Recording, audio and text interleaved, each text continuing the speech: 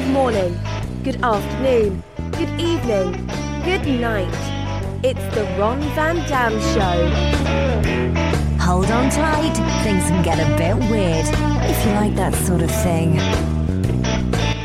Hey, welcome to the program. Hi, how are you doing up on the ceiling? Oh, stop that silly. Hey, good to be with you. It's the Ron Van Dam Show. Guess who I am? No. I'm Ron Van Dam. Hi, welcome to the program. I do this on a weekly basis. If it's a new week, I'm doing another one. However, just to introduce myself at the top of the show, in case you've never seen this before, I've been doing radio for 30 years. Don't judge me. You don't know me. 30 years, man, and got into the podcasting also about almost 10 years ago now, and it's crazy, maybe 8, and it's crazy. And we're still on syndicated stations across the country, and you can find me on newenglandbroadcasting.com. You can also find me on ronvandam.com, Spotify, Toastify, Mystify, Shopify, Amazon Music, TuneIn Radio, Stitcher, Apple Podcasts, Joe's Bakery and Donuts. Any platform, you'll find me. Thank you so much. Hold your applause till the end of the show. The great thing about doing this is that it's a monologue. You can't call me, and I love that. And if it was a kind of show where you could call in, I would not answer the phone. So it's not going to happen. It's not going to happen.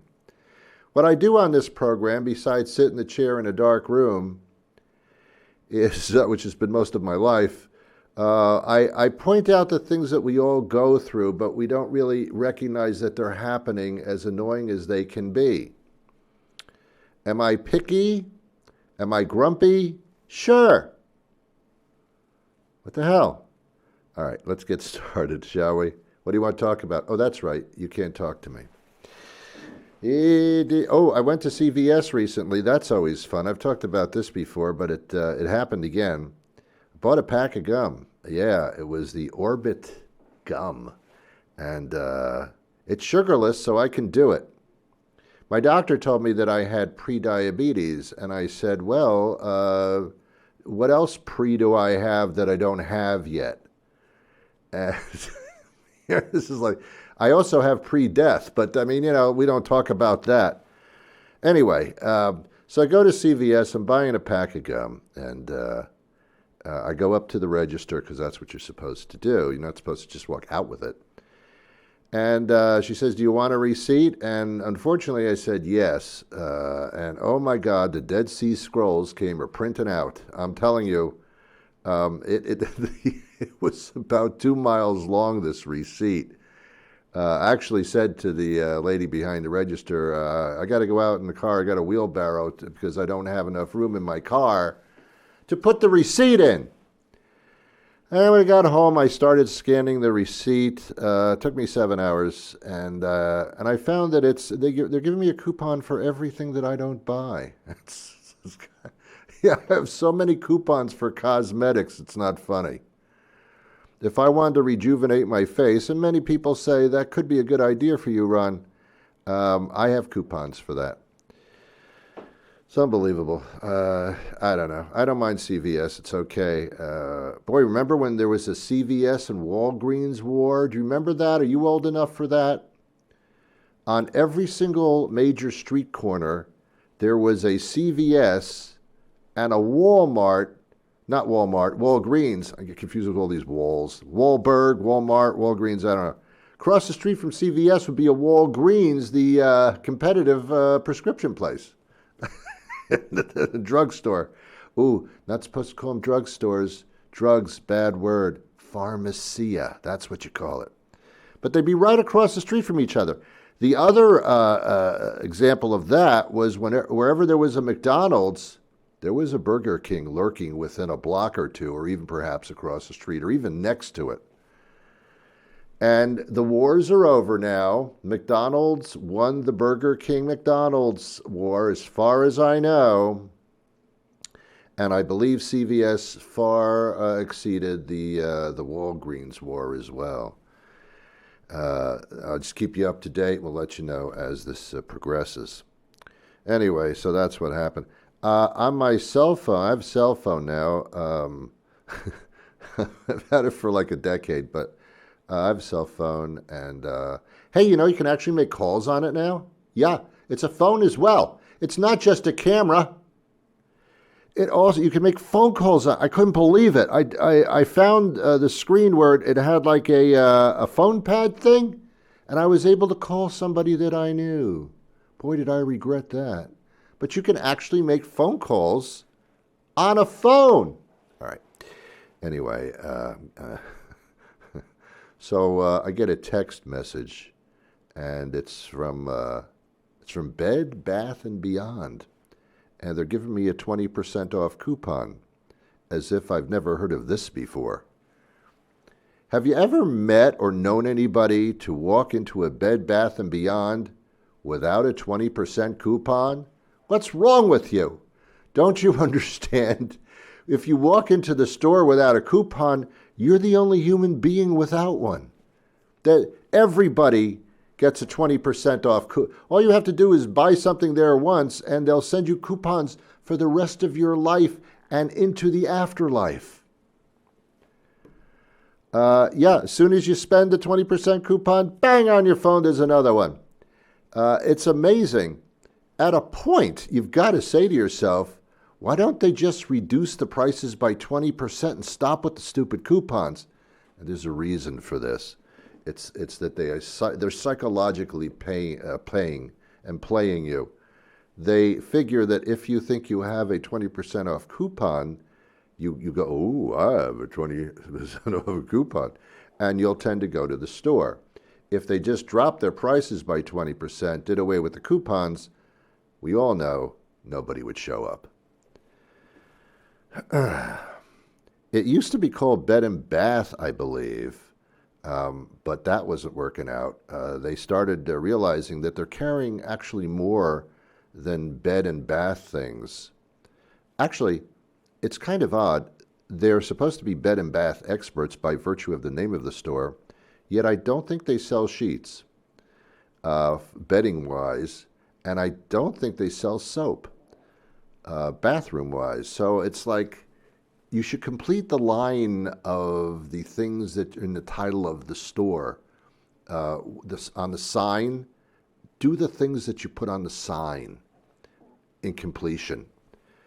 I guess there was a point where bed and bath started, now they have kitchen supplies. And it's not so bad when you want something for your kitchen that's kind of nice. They do have that stuff. So they were considering calling it Bed, Bath, and Kitchen, but then they thought, well, this will never end. We can't fit that on the storefront. At a point, this is getting ridiculous. So they sat down and they thought, what are we going to call it to signify that we sell things beyond bed things and beyond bath things? This is interesting history for the kids. As you know, Beyonce became part owner of Bed and Bath, and they were going to call it Bed, Bath, and Beyonce, but they figured that's a little too personal. Let's just use part of her name, so they used Beyond. And then they thought, well, that's not good enough. Let's do Bed, Bath, and Beyond. And they thought, no, that's not going to work either. How about Bed, Bath, and More? And okay. But let's make it kind of like outer spacey, where not only do we have more, we're going to go well beyond even more. We'll sell things that nobody else sells, like merchandise. We're going to sell candles is what we're going to do.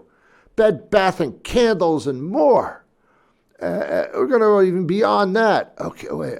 Do Bed, Bath, and Beyond, since Beyonce is indeed one of the shareholders. By the way, she's not. She could have been if she wanted to. It's like Oprah. Oprah is part owner of everything. Oprah is actually your second cousin. Did you know that she actually owns your babies? She's She owns everything. She has a little part of everything. She even has her own magazine, which she's had for a while. And you know who's always on the cover of Oprah magazine? Guess. Yeah, Miles Standish. Now, Oprah, of course. She's on every cover, looking in different directions. That's the only thing she can do differently. And then she started her own network, the Oprah Winfrey Network, OWN, which is OWN. It's just kind of bizarre that she owns a little bit of everything. Then she got involved with Weight Watchers, was it? Or one of those things where they send you food that's incredibly packed with sodium in order for you to lose weight, but yet gain high blood pressure. So, yes, I think she got involved in that. And one would say, why would Oprah be a spokesperson for a weight loss company when she goes up and down in weight? And the answer is, she doesn't have to explain. She owns part of it, whatever. Yeah.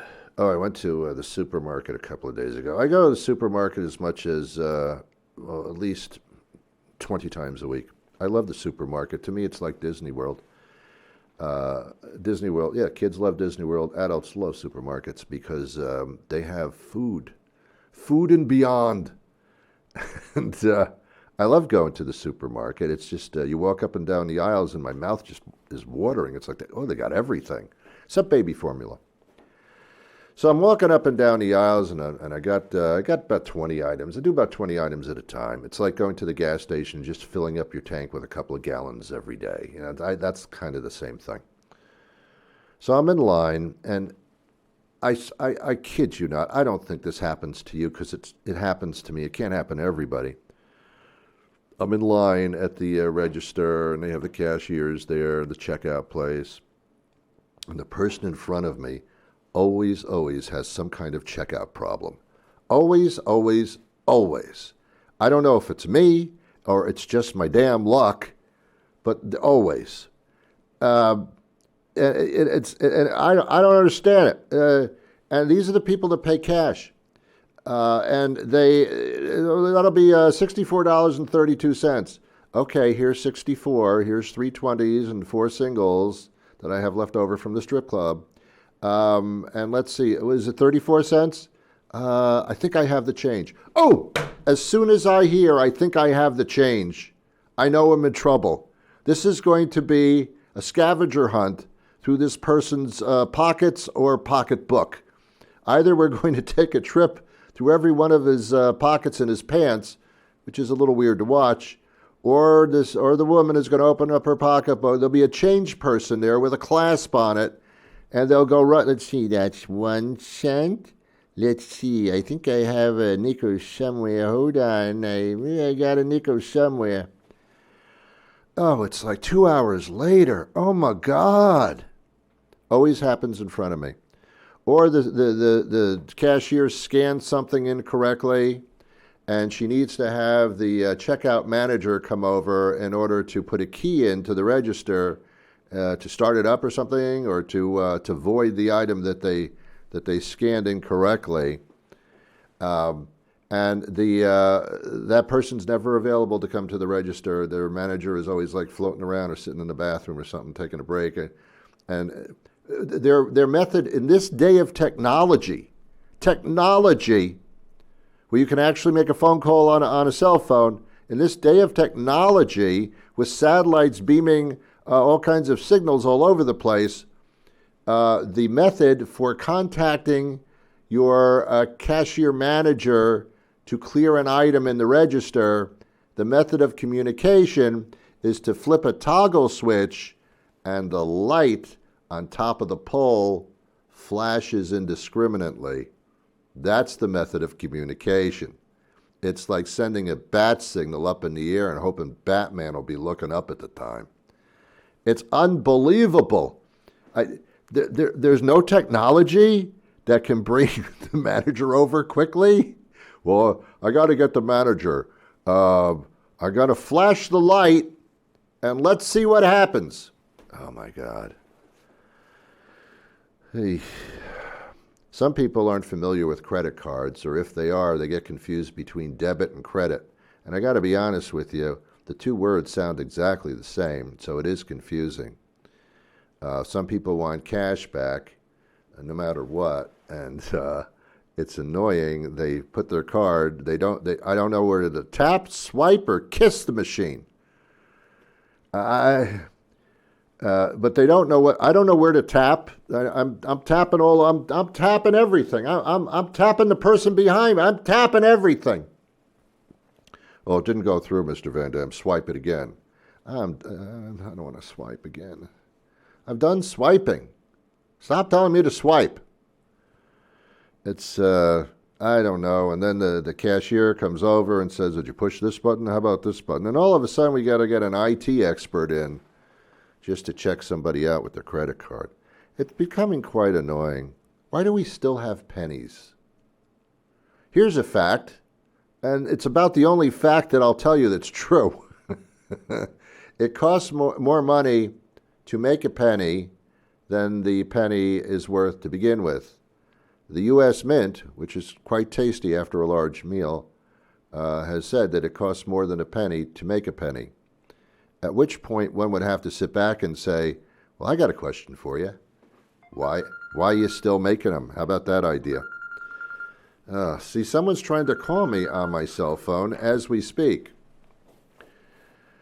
So why are we making pennies? Why don't we just round out to the nearest nickel? I mean, seriously, why are we dealing with pennies anymore?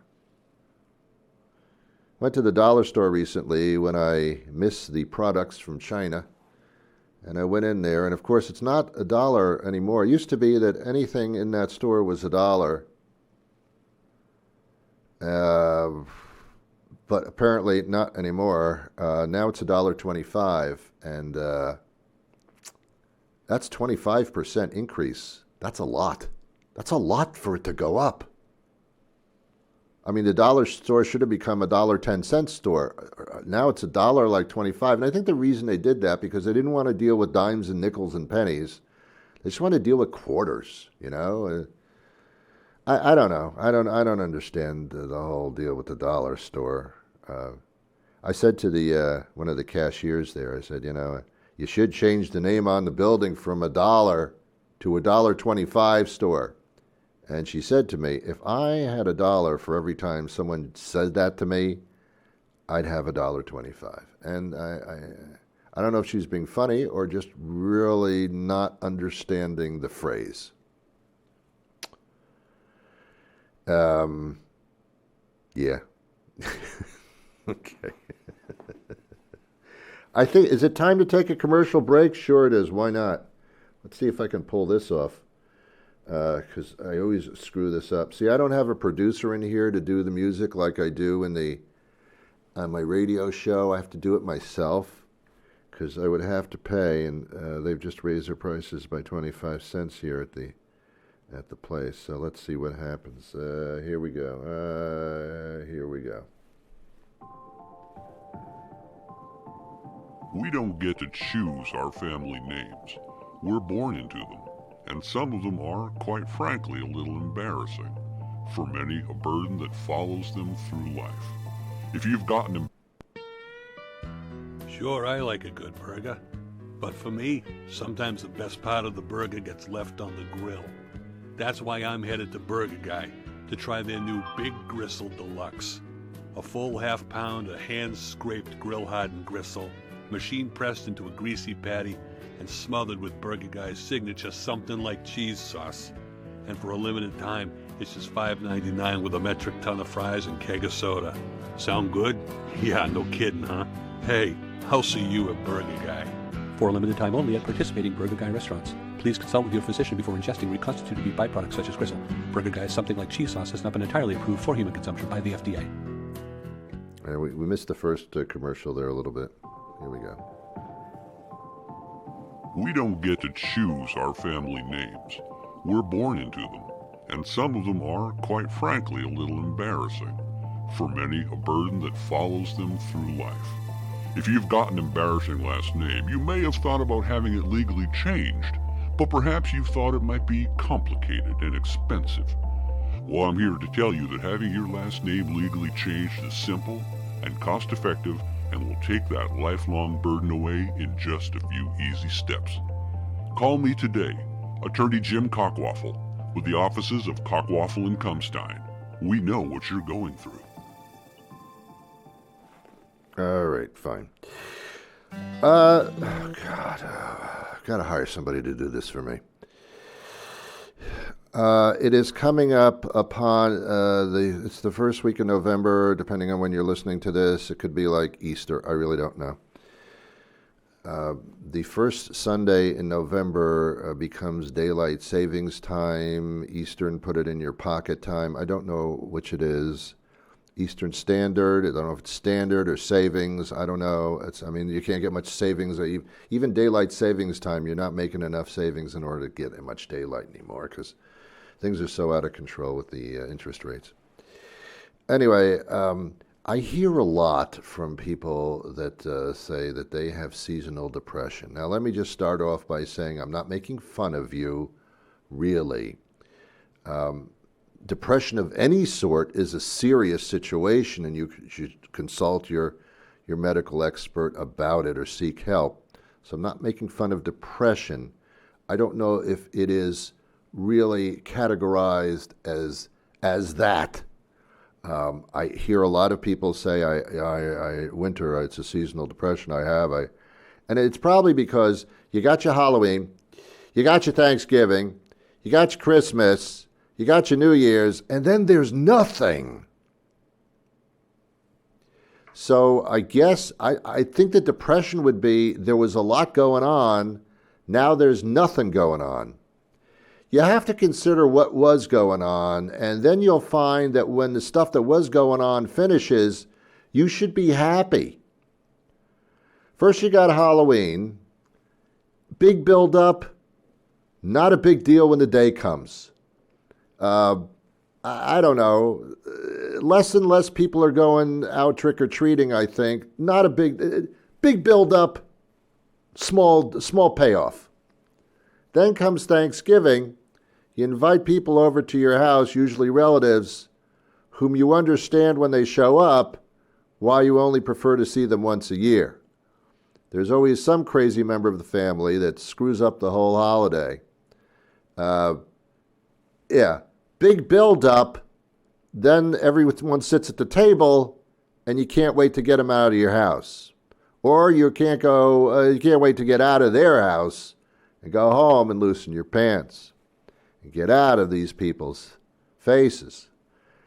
Thanksgiving. And then you come to Christmas, big build-up. Actually, that's the holiday where it actually delivers when the Christmas time comes. Same for Hanukkah. Sorry. Hanukkah and Christmas, very similar, wonderful. Hanukkah, gifts are a little cheaper because you get them for a number of days, and you can't go hog crazy every time. Christmas, one shot. Let's give them the stuff. You got the eggnog, you got the meal, you got some parties. It's not so bad. You got the presents, you got the Santa Claus, you got the religious aspect. There's a lot going on. Christmas is overwhelming. I grant you that. Then comes New Year's, which is the stupidest holiday, second only to Halloween, where the idea of the holiday is, let's get drunk. That's it. Let's get drunk. It's a let's get drunk holiday. Let's celebrate that the year is over because it sucks so much, and we're going to ring in the new year. And every time you ring in the new year, at the end of the year that you've just rung in, now all of a sudden it sucked again toward the end.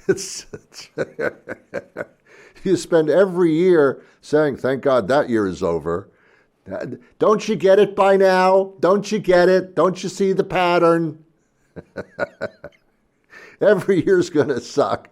And at the end of the year, you're going to say that. So stop it. That's a stupid holiday. But anyway, you should be happy that all those things are over and enjoy the fact that there's nothing going on for a couple of months. That's pretty cool.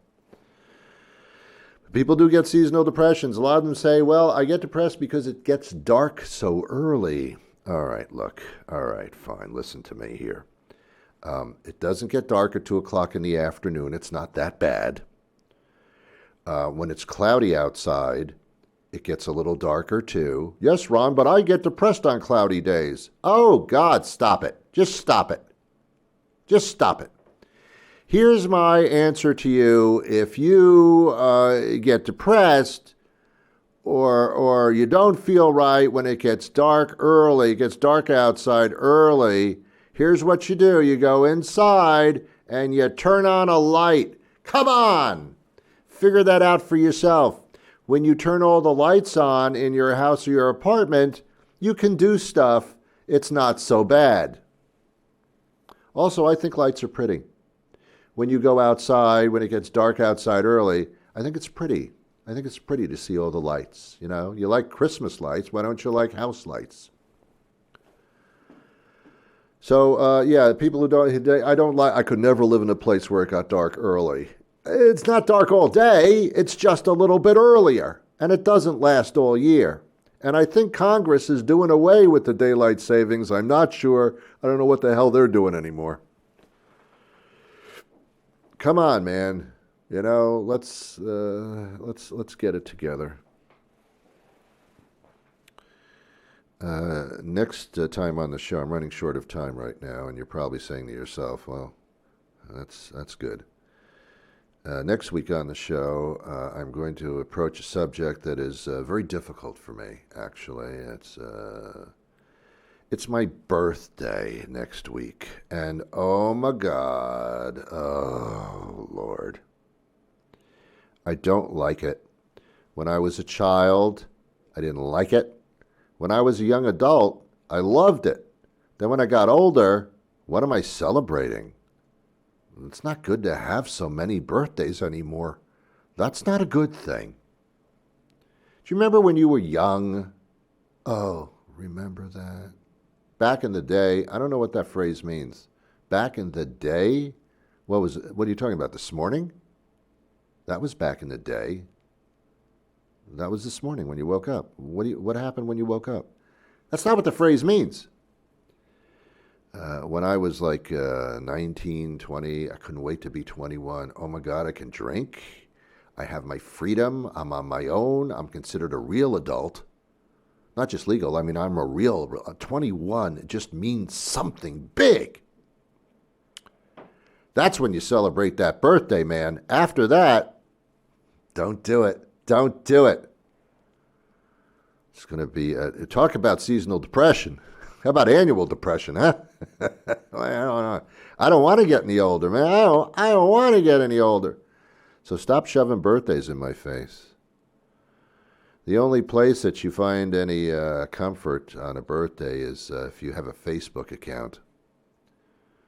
Because you have so many Facebook friends, and the birthday wish is always the same from every Facebook friend or French, whatever. It's always the same. You go on your Facebook the day of your birthday, and you're looking to see all the people that recognized you on your birthday. And the very personal and warm thing that they say is a post. And they all say, and this is sad, and it's lovely, and it's emotional. All my Facebook friends say the same thing on the post. They say, "Happy birthday, comma, Ron." So deep and heartfelt. Wishing me the best. But they don't say that. They just say, they get to the point, and I know how much love is poured into it. "Happy birthday, comma, Ron." Of course it's me. You posted it on my Facebook page. You don't have to do the comma, Ron. I know you're referring to me, since it is my birthday. I'm not into it, man. Do you know what I wear for my birthday? My birthday suit. All right. It's time to leave. Now I have to figure this out, and I have to play the closing music and all that stuff. Let's see what we got here. Here it is. Goodbye. I wish you peace. Next week. Okay? Cool. Bye.